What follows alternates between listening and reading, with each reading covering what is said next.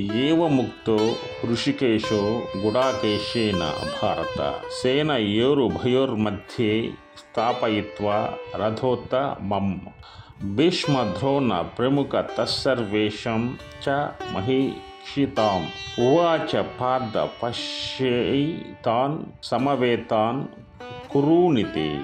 एवमुक्तो हृषिकेशो गुडाकेशेन Bharata सेनयोरुभयोर्मध्ये